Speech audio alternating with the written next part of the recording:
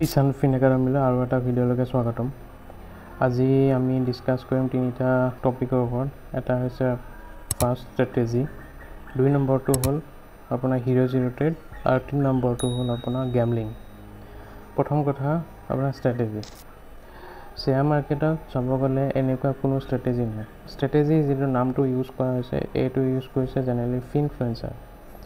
ফিনফ্লুৱেঞ্চাৰসকলে কি কয়, তেওঁলোকে নিজে এটা টেকনিকেল ইণ্ডিকেটাৰ্ছ বা এইবোৰ ইউজ কৰি পেলাই এটা নিজে নাম দি পেলাই এটা ষ্ট্ৰেটেজি বুলি বনায় আৰু এই ষ্ট্ৰেটেজিটোকে তেওঁলোকে প্ৰডাক্ট বুলি জেনেৰেলি কোৰ্চ চেল কৰে আৰু আপোনালোকে সেইটো ষ্ট্ৰেটেজিত মানে পইচা কমাব পাৰি বুলি ভাবি তেওঁলোকৰ কোৰ্চটো মানে লৈ লয়। জেনেৰেলি শ্বেয়াৰ মাৰ্কেটত চাব গ'লে এনেকুৱা কোনো এটা ষ্ট্ৰেটেজি নাই আৰু ষ্ট্ৰেটেজিয়ে কেতিয়াও কামো নকৰে, কাৰণ শ্বেয়াৰ মাৰ্কেট হ'ল আপোনাৰ কমপ্লিটলি এক্সপিৰিয়েঞ্চৰ ওপৰত বা মানুহৰ কিনা বেচাৰ ওপৰত। এতিয়া কিনা বেচা আপুনি কেতিয়াও মানুহে এইটো ট্ৰেণ্ড লাইন বা এইবোৰৰ ওপৰত মানে ভিত্তি কৰি পেলাই নকৰে। তেওঁলোকৰ কিবা এটা নিউজৰ ওপৰত বা লিকুইডিটিৰ ওপৰতে ভিত্তি কৰি পেলাই শ্বেয়াৰবোৰ কিনা বেচা কৰা হয়। তো চাব গ'লে যিটো আপোনালোকে ষ্ট্ৰেটেজি বুলি কয়, এটা ষ্ট্ৰেটেজি ডিছকাছ কৰিব লাগে। এই ষ্ট্ৰেটেজি বুলি কোনো এটা বস্তুৱে নাই। মোৰ কেৰিয়াৰ প্ৰায় শ্বেয়াৰ মাৰ্কেটত চাব গ'লে 15 বছৰ হ'ব এতিয়া। গতিকে যেতিয়া মই ষ্টাৰ্ট কৰিছিলোঁ এই 2012 চন মানত আপোনাৰ ফেঞ্চি এটা মানে ষ্ট্ৰেটেজি ওলাইছিল, সেইটো 20 EMA। এই 20 EMA যিহেতু আমি তেতিয়া নতুন আছিলোঁ, তেতিয়া কি হয় বস্তুটোত জানিবৰ কাৰণে যিহেতু ষ্ট্ৰেটেজি বুলি এটা প্ৰমোট কৰা হৈছে, গতিকে এটা মনত এটা কৌতূহল এটা জাগে কি হয় ষ্ট্ৰেটেজিটো, আৰু সঁচা চবৰে এটা আশা থাকে ষ্ট্ৰেটেজিটো শিকি পেলাই পইচা বনাব পাৰি বুলি। গতিকে কিন্তু চাব গ'লে যেতিয়া মই গ'লোঁ এইটো ৱৰ্কশ্বপটো এটেণ্ড কৰিলোঁ, তেতিয়া কি হ'ল এইটো বস্তুটো একোৱেই নাছিল। এটা চিম্পুল এটা মানে ট্ৰেণ্ড এডাল মানে লাইন হয়, ঠিক আছে। এইটো 20 EMA মানে বস্তুটোৰ মিনিং কি হ'ল যে এই 20 দিনত মানুহে কিনা বেচা যিটো কৰি আছে তাৰ এটা এভাৰেজ ৰেট এটা ল'ব, ঠিক আছে। এই 20 দিনত মানে তো ক্ল'জিং প্ৰাইচটো লৈ পেলাই এটা প্ৰাইচ এটা ডিচাইডেড হয়। তো সেইটোৱে মানে যিজনে এইটো মানে প্ৰমোট কৰিছিল তেওঁ এইটো মানে হোলি গ্ৰেইল মানে কি হয় আপোনাৰ মানে এইটোতে পইচা বনিব পাৰে, তেওঁ বহুত পইচা বনাইছে তেনেকৈ এটা উপস্থাপন কৰিলে। কিন্তু চাব গ'লে এতিয়া 2024 চন চলি আছে, এইটো জাষ্ট এটা নৰ্মেল বস্তু এটা হৈ গ'ল। কিন্তু সেই 2012 চনত এইটো এটা বহুত ডাঙৰ যেন মানে বহুত ডাঙৰ যেন এটা মানে প্ৰডাক্ট তেনেকুৱাকৈ মানে বস্তুটো বিকা গৈছে, ঠিক আছে, কোৰ্চ চেল কৰা গৈছে। চাব গ'লে এই ষ্ট্ৰেটেজি আজিকালিও সেই একেই হৈছে। মাজতে 2015-16 মানত কি হ'ল, RSI যিটো RSI আপোনালোকে ইণ্ডিকেটৰ ইউজ কৰে, এইটো RSIটো এটা মানে কি আছিল ষ্ট্ৰেটেজি আছিল। এইটোতো মানে বহুত তাৰপিছত আকৌ RSIটো যেতিয়া মানুহে চবে গম পালে, তেতিয়া কি হ'ল নতুনকৈ আৰু এটা ওলালে ছুপাৰ RSIটো মানে এবছৰমান চলিলে, বস্তুটো সেই নৰ্মেল। আকৌ এইটো চাব গ'লে একোৱে নাই, কি কয় প্ৰাইচ ষ্ট্ৰাকচাৰ ইমান বহুতৰলৈকে গৈ গ'লে অভাৰচল হৈ যায়। এইটো তাৰ ওপৰত 80 ওপৰলৈকে গ'লে এইটো ছুপাৰ RSI আৰু তাতে আৰু মানে বহুতে কিবা কিবি এই ৰুল বনাই পেলাই আকৌ এইটো কমপ্লিকেটেড কৰি দিলে। চাব গ'লে এইবোৰ ষ্ট্ৰেটেজি এটা নামতহে। আচল শ্বেয়াৰ মাৰ্কেট দুটা বস্তুতে চলে, এটা হৈছে লিকুইডিটি আৰু এটা হৈছে চেণ্টিমেণ্ট। এতিয়া চাব গ'লে এইটো হৈছে মোৰ পাৰ্চনেল একাউণ্ট। ইয়াতে মই আজিলৈকে এটা টেকনিকেল ইণ্ডিকেটৰ ইউজ কৰিছোঁ, জ্যামিতি এইবোৰ যিবোৰ আপোনাৰ লাইন চাইন হয় এইবোৰ দৰকাৰ আছে। মই কিন্তু চাব গ'লে এইটো কালি কি হ'ব পাৰে শ্বেয়াৰ মাৰ্কেটত এইটো এনেকৈ প্ৰাইচ মুভমেণ্ট যেনেকৈ কৰিছে, সেইটো কোনে মানে অপাৰেটৰ্ছে কেনেকৈ আপোনাৰ মাৰ্কেটখন মুভমেণ্ট কৰিব, সেইটো মই এতিয়া চাই পেলাই কৈ দিব পাৰিম। এইটো হয় এক্সপিৰিয়েঞ্চ, কাৰণ আপুনি অপাৰেটৰৰ মাইণ্ডছেটটো আপুনি ধৰিব পাৰিলে বা অপাৰেটৰে কেনেকৈ মাৰ্কেটখন চলাব সেইটো আপুনি এটা মানে আগতে আপোনাৰ এটা মানে আভাস হৈ গ'ল। তো সেইটো হৈছে এক্সপিৰিয়েঞ্চ। আৰু শ্বেয়াৰ মাৰ্কেটত চাব গ'লে আপুনি টেকনিকেল যিবোৰ হয়, টেকনিকেল যিবোৰ ষ্ট্ৰেটেজি বা কিবা কিবি যিবোৰ বস্তু হয়, MACD বা ষ্টকেষ্টিক এইবোৰ বস্তুটো আপোনাৰ মানে তেতিয়াহে কাম দিয়ে যেতিয়া মানে মাৰ্কেট বুল ৰান থাকে। বুল ৰানত কি হয়, এতিয়া আমাৰ বুল মাৰ্কেট চলি আছে, তো সেইকাৰণে কি হয় আপোনালোক চবে চাৰ্ট লৈ পেলাই বহি আছে, ঠিক আছে, চাৰ্টখন চাই পেলাই বহি আছে। গতিকে কি হ'ব আপোনাৰ এইটো এটা অবভিয়াছ থিং যে মই যোৱাকালি কৈছোঁ এইটো ফ'ল' কৰি আছে বুলি, এই ট্ৰেণ্ড লাইনডাল ফ'ল' কৰি আছে। আপোনালোকে চবে দেখা পাই আছে এই ট্ৰেণ্ড লাইনডাল ফ'ল' কৰি আছে। গতিকে কি হ'ব, যিহেতু মাৰ্কেটত পইচা আছে, লিকুইডিটি আছে, মানে যিহেতু লিকুইডিটি আছে, আপোনাৰ বায়াৰ্ছ বহি আছে, মানে এইটো লেভেল যেতিয়ালৈকে যেতিয়া এই লেভেলত আহি যাব, যিহেতু আপোনালোকে বহি আছে তাতে মাৰ্কেটত ট্ৰেণ্ড লাইন চাই পেলাই, তো কি হ'ব আপোনাৰ এই লেভেলত আপোনালোকে বাই কৰি দিব। বাই কৰি দিলে আপোনাৰ ডিমাণ্ড, যিহেতু মাৰ্কেটত ডিমাণ্ড বাঢ়ি যাব, আৰু ডিমাণ্ড বাঢ়ি গ'লে মাৰ্কেটখন ওপৰলৈকে গুচি যাব। এইটো হৈছে আপোনাৰ চিম্পুল এটা লজিক চলি আছে, যিহেতু এইটো বুল মাৰ্কেট আছে, লিকুইডিটি আছে মাৰ্কেটত। কিন্তু যেতিয়া মাৰ্কেটৰ লিকুইডিটি কমি যায় বা মাৰ্কেটত পইচা নোহোৱা হয়, তেতিয়া এই যিমান যি টেকনিকেল আছে বা ট্ৰেণ্ড লাইন আছে বা যিমান যি ষ্ট্ৰেটেজি আছে, কোনো এটা কাম নিদিব। এই বুল মাৰ্কেট ষ্টাৰ্ট হৈছে আপোনাৰ 2020 পষ্ট ক'ভিডত কি হৈ গ'ল, মানুহে ফিক্সড ডিপ'জিট ভাঙি পেলাই শ্বেয়াৰ মাৰ্কেটত পইচা সোমাই দিলে। আৰু এতিয়াও বহুত মানুহ আছে এনেকৈ ফিক্সড ডিপ'জিট ভাঙি পেলাই পইচা লগাবৰ কাৰণে ৰখি আছে। তো চবে যিহেতু এনেকৈ আছে, কিনিবৰ কাৰণে ৰখি আছে, গতিকে তেওঁলোকে কি হওক আৰু আপোনালোকে চবে যিহেতু এইবোৰ ফ'ল' কৰি আছে, টেকনিকেলছ হওক বা এইবোৰ যিমান যি ট্ৰেণ্ড লাইন হওক, এইবোৰ ফ'ল' কৰি আছে। গতিকে এইটো অবভিয়াছ হয়, আপোনালোকে এটা লেভেলত আহিলে কিনি ল'ব, আৰু এইটো ওপৰলৈকে ডিমাণ্ড বাঢ়ি গৈ পেলাই ওপৰলৈকে গুচি যায়। তো এইটো চিম্পুল লজিক চলি আছে। কিন্তু ট্ৰেডাৰ তেতিয়াহে হ'ব যেতিয়া এই লিকুইডিটি নোহোৱা হৈ যাব, এটা টাইমতো লিকুইডিটি নোহোৱা হৈ যাব, তেতিয়া আপোনালোকে কিমান প্ৰফিটেবল হয়, তেতিয়াহে আচল ট্ৰেডাৰ, তেতিয়াহে গণ্য কৰা হ'ব। এতিয়া যিহেতু মাৰ্কেটত লিকুইডিটি আছে, আপুনি যিকোনো এটা চিষ্টেমে ফ'ল' কৰা আপোনাৰ পইচা দিবই। এইটো হৈছে আপোনাৰ ষ্ট্ৰেটেজিৰ কথা। আৰু এটা বস্তু ষ্ট্ৰেটেজি, এইটো 2019লৈকে এনেকুৱা আপোনাৰ ইমান চিম্পুল ট্ৰেণ্ড লাইন বা এইবোৰত ইমান ইজিলি পইচা ঘটিব পৰা নাছিল, যিহেতু সেই মাৰ্কেটত পইচাই নাছিল, গতিকে পইচা ঘটিব ক'ৰ পৰা। কিন্তু এতিয়া বহুত আহি গ'ল মাৰ্কেটত পইচা, গতিকে আপুনি অলপমান ইজি হৈ গ'ল ট্ৰেণ্ড লাইন ফ'ল' কৰি পেলাই পইচা ঘটোৱা।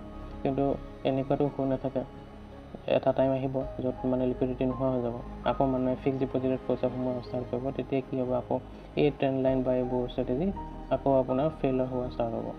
আৰু মানুহে শ্বেয়াৰ মাৰ্কেটত যে বদনাম দিয়ে যে শ্বেয়াৰ মাৰ্কেটত পইচা নবনে, ইয়াৰ মেইন কাৰণেই হৈছে যেতিয়া শ্বেয়াৰ মাৰ্কেটে লিকুইডিটি নোহোৱা হৈ যায়, তেতিয়া ষ্টপ লছ হিট হৈ যায় বা বহুত কিবা কিবি এইবোৰ প্ৰব্লেম আহি যায়, তেতিয়াহে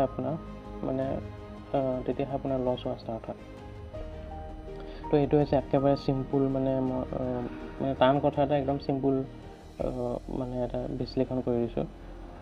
ইয়াৰ ওপৰতো বহুত কিবা কিবি আছে, মেক্ৰ' ইকনমিক্স আছে, ইণ্ডেক্সিং আছে, কমাৰ্চৰ বেকগ্ৰাউণ্ড তেওঁলোকে জানিব, লিকুইডিটিৰ কথাটো যাব, ইনফ্লেশ্যন, এইবোৰতো ভালেখিনি আছে। এতিয়া নেক্সট হৈছে HeroZero। এইটো হৈছে হট টপিক। HeroZero আপুনি কেনেকৈ ওলাব পাৰে? ফাৰ্ষ্ট অফ অল HeroZero হ'ল এটা লটাৰী। এতিয়া মই যদি আপোনাক চিম্পুলি ক'ব যাওঁ, এটা 10,000 টকাৰ এটা লটাৰী, ঠিক আছে, তাতে 1000টা টিকেট আছে 100 টকাকৈ,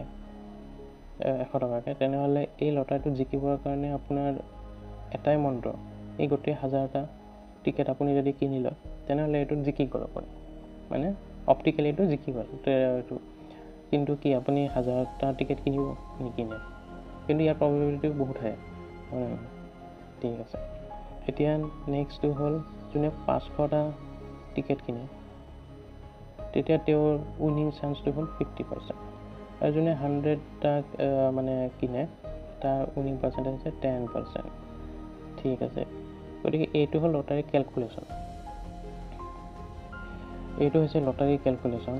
গতিকে এই যোনে 100 কিনিছে, তেওঁৰ লাক থাকিব লাগিব, তেতিয়াহে তেওঁ জিকাৰ সম্ভাৱনা আছে। এতিয়া শ্বেয়াৰ মাৰ্কেটত আপোনাৰ কেনেকৈ এইটো আপুনি HeroZero কৰিব? এটা কথা হ'ল, শ্বেয়াৰ মাৰ্কেটত HeroZero ক্ৰেক কৰাটো হিউমেনলি ইম্পচিবল, নোৱাৰে। কিয়? কাৰণ ট্ৰেণ্ড লাইনত আপোনালোকে বেছিভাগে কি হয়, ট্ৰেণ্ড লাইন ফ'ল' কৰে। মই এটা কথা আপোনাক জনাই দিওঁ, HeroZero কেতিয়া হয়? যেতিয়া কি হয়, চাপ'জ মাৰ্কেট আপোনাৰ ৰেঞ্জ মাৰ্কেটত HeroZero কেতিয়াও নহয়, ঠিক আছে।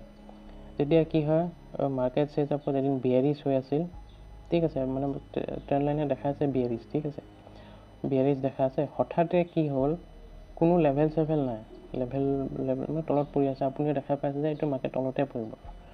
হঠাতে কিবা এটা নিউজ আহিল, আৰু নিউজ আহি পেলাই খপকৈ ওপৰলৈকে লৈ গ'ল, তেতিয়াহে হিৰ' জিৰ' সম্ভৱ।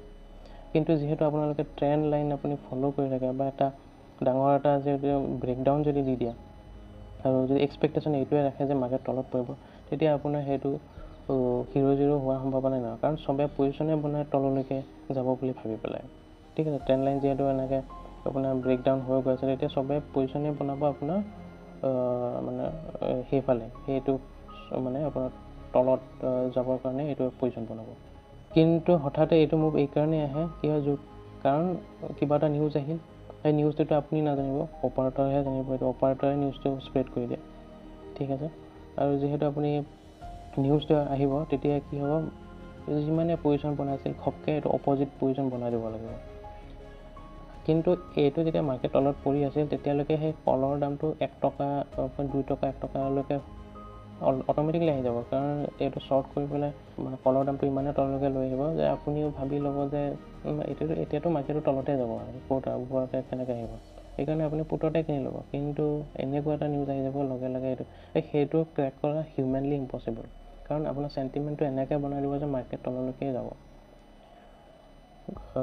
ইয়াক ক্ৰেক কৰাটো হিউমেনলি ইম্পচিবল হয়, ঠিক আছে। এতিয়া আপুনি যদি সোধে বোলে, তথাপিও যদি আপুনি ট্ৰাই কৰিব খোজে বোলে গেমলিং মানে এইটো কৰোঁ বুলি, ঠিক আছে, হিৰ' জিৰ' এটা পাৰ্টিচিপেট কৰোঁ বুলি, তেনেহ'লে ঠিক আছে, সপ্তাহটোত আপোনাৰ 5 দিন ট্ৰেডিং ডেজ, সেই 5 দিনতে আপুনি এক্সপাইৰী 1 ঘণ্টা আগত কল পুট দুয়ো ছাইডে আপুনি পজিশ্যন বনাব লাগিব, গোটেই 5 দিন। আৰু কি ঠিক 5 দিনতো আপুনি প্ৰফিট বনাব নোৱাৰিব, গোটেই মাহত প্ৰায় 20 দিন ট্ৰেডিং ডেজ থাকে, তো 20 দিনৰ আপুনি 18 দিন যদি দুইফালে পইচা লগায়, তেতিয়াহে এদিন বা 2 দিন আপোনাৰ জেকপট লাগিব পাৰে।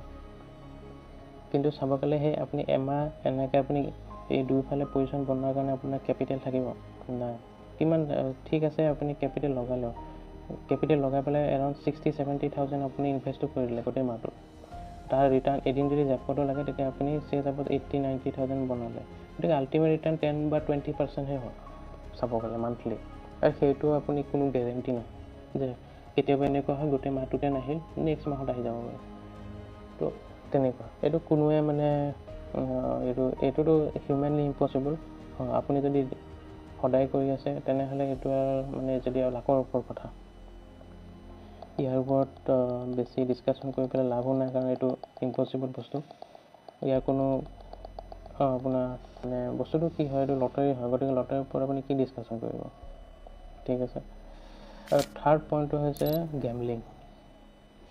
গেমলিং মানে বহুতে ৰখাব খোজে, গেমলিং কেনেকৈ ৰখাব পাৰিব। প্ৰথম কথা হৈছে গেমলিং যিটো হয়, গেমলিং হ'লে ব্লেক মানি, ক'লা ধনেদিয়ে কৰা যায় ব্লেক মানি। চাব গ'লে হোৱাইট মানি, যোনে হাৰ্ড আৰ্ণ মানি যিটো হয়, হাৰ্ড আৰ্ণ মানিৰে কোনোৱে আপোনাৰ গেমলিং নকৰে। আপুনি নিজে চাই ল'ব, নিজৰ লাইফত চাই ল'ব, যোনে হাৰ্ড মানি, বা আপুনি যদি নিজৰ মা দেউতা বা তো কষ্টৰ ধন আছে ন, সেইখিনি সদায় ফিক্সড ডিপ'জিট বা বেংকত এনেকৈ ছেভ কৰি থ'ব, ঠিক আছে। এইটো মেক্সিমাম তেনেকুৱা মানে শ্বেয়াৰ মাৰ্কেটতো ইনভেষ্ট নকৰে, কাৰণ বহুতে শ্বেয়াৰ মাৰ্কেটতো গেমলিং বুলি ভাবি লয়, গতিকে তেওঁলোকে এইটো নকৰে। হাৰ্ড আৰ্ণ মানি যিহেতু, হাৰ্ড আৰ্ণ মানি সদায় আপোনাৰ মানে ফিক্সড ডিপ'জিট বা এইবোৰতে, গেমলিঙত কেতিয়াও মানে ইনভেষ্ট নকৰে। এতিয়া মই এইটো কথা কিয় জনালোঁ, যদি যেতিয়ালৈকে আপোনাৰ মাইণ্ডছেট এইটো নহয় যে ডিমেট একাউণ্টত যাওঁ, আপোনাৰ 10,000 টকা আছে, এই 10,000 টকাটোক আপুনি যদি হাৰ্ড আৰ্ণ মানি বুলি ভাবি লয়, তেতিয়াহে আপোনাৰ অট'মেটিকলি এই গেমলিং বস্তুটো মনৰ পৰা গুচি যাব। আৰু যেতিয়ালৈকে আপুনি এই গেমলিং মানে যেতিয়ালৈকে আপোনাৰ পইচাখিনি আপুনি হাৰ্ড আৰ্ণ মানি হিচাপে গণ্য কৰিব, তেতিয়াহে গেমলিং বস্তুটোৰ পৰা আপুনি অট'মেটিকলি গুচি আহিব, ইয়াৰ বেলেগ কোনো এটা উপায় নাই। গতিকে এই যিখিনি আপোনাৰ ডিমেটত বা যিমান ট্ৰেডিং একাউণ্টত যিমানখিনি পইচা আছে, সেইটো সদায় হাৰ্ড আৰ্ণ মানি হিচাপে গণ্য কৰক, তেতিয়া আপোনাৰ অট'মেটিকলি গেমলিং মাইণ্ডছেটটো গুচি যাব, সেইটোৱে। আৰু যদি আপুনি এইটো প্ৰেক্টিচ কৰি চাব, যেতিয়া আজি মোক জনাইছোঁ, আপুনি কালিৰ পৰা এইটো প্ৰেক্টিচ কৰক, ভাবক বোলে এইটো হাৰ্ড আৰ্ণ মানি হয়, তেতিয়া চাব আপুনি আহি মোক কমেণ্ট ছেকশ্যনতো লগাব বোলে আপুনি ঠিক কথা কৈছে। তো এইখিনি